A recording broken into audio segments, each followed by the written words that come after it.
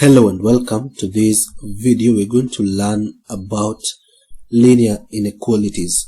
So if this happens to be your first time on this channel, I request you to take a second and subscribe to this channel and also turn on the notification bell so that you can get updated or notified whenever I upload a video. So in the previous video, we made an introduction to linear inequalities, and we learned also about how to represent inequalities on a number line. And if you happened never to watch that video, you can follow the link in the description box and it will direct you to that video. So I want us in this video to proceed with the same topic, that is linear inequalities, and this time round I want us to look at compound statements of linear inequalities. So when I talk about compound statements, I'm talking about two linear inequalities that are combined in a single inequality. So let's have a look at this example. So we have -3 is less than x, which is less than 3. So this is a compound inequality because it consists of two simple inequalities. So try to figure out which are the two simple inequalities that have been incorporated in this single inequality. So the two inequalities are -3 is less than x. So that is the first inequality. So this one. So let me use a different color. So this is, so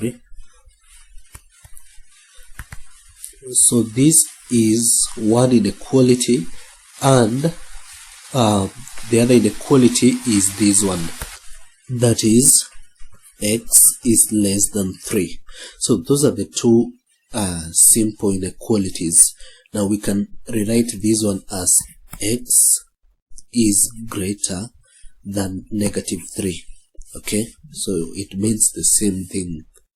Alright, so it is also possible to represent such inequalities on a number line. So let's try to represent this example on a number line. So let me draw a number line.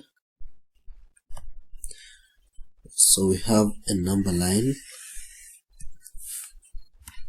So this point 0, 1, 2, 3, 4, 5, and then -1, -2, -3, -4.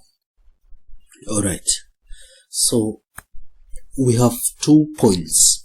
We have -3 and we have 0.3. So we're going to go to those points. So we have -3 and we have 3.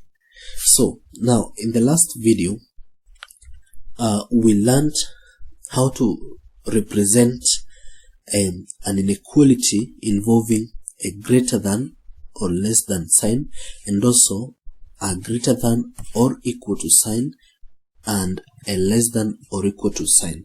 Now look at this inequality.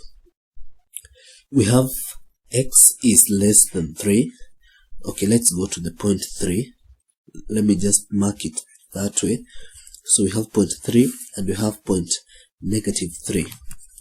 Now so x represents all the numbers that are in between -3 and 3. Okay, so x is less than 3.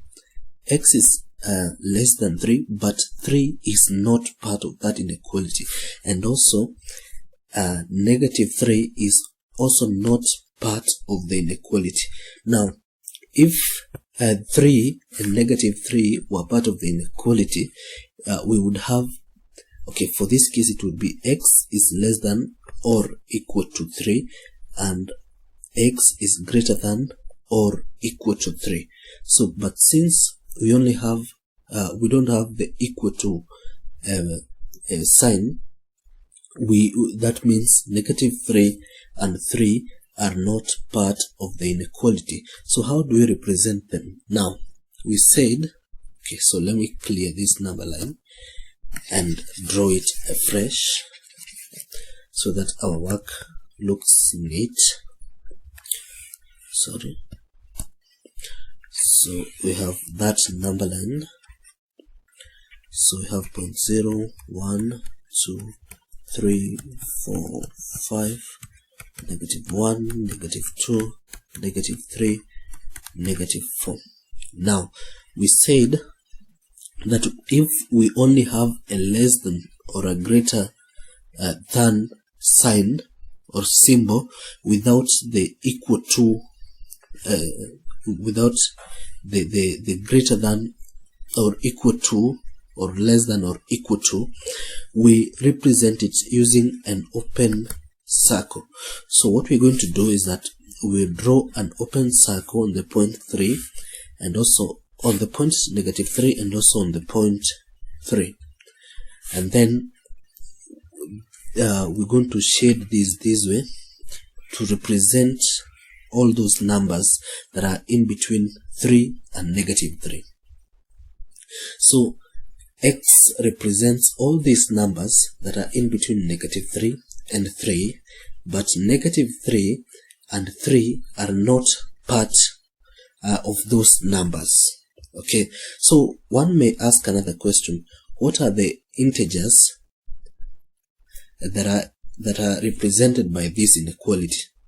Integers. Now, when we talk about integers, it's the whole numbers. The whole numbers that are represented by this inequality are -2, -1, 0, 1, and 2. Because we said -3 and 3 are not part of the inequality. Now, let's assume that we had it this way. So we have -3 is less than or equal to X. How was it? Okay. Which is also less than or equal to 3. Now, assume it were that way. What would we have done? These circles would have been shaded. They would have been shaded that way to mean that -3 and 3 are also part of the inequality. So if one asked you to state or to write the integers that are represented by this inequality, -3 would be part of them and also 3 would be parts of them. So that is how to represent compound inequalities on a number line. So we can look at one final example. Assume we had an inequality. Let's have -5 is less than X, which is less than 3. Let's have it that way. So let's represent it on a number line. So the first thing is to draw a number line. So let's have let's have 0 here.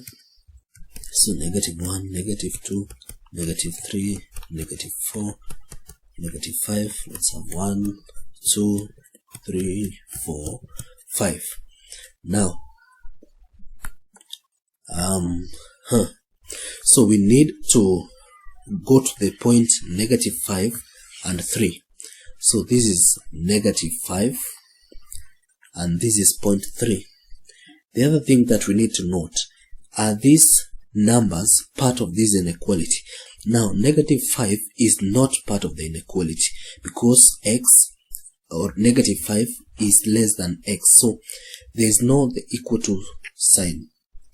So -5 is not part of the inequality. But when we go to 3, 3 is actually part of the inequality because X is either less than or equal to 3. So when we go to point 3, this circle will be closed. It will be closed that way. And then now we can shade here to mean that X represents these numbers from here all the way to here. So if one asks you to name the integers that are within this inequality, you can start with 3 and then 2, 1, 0, -1, -2, -3, -4. What about -5? -5 will not be part of the inequality, because, or rather will not be among the integers, because it is not part of the inequality. So that is how to represent these inequalities on a number line. So in the next video, we are going to learn how to solve linear inequalities. We could have something, let's say x plus 3 is less than 1, and then you're told to solve for x. So we'll learn that in the next video.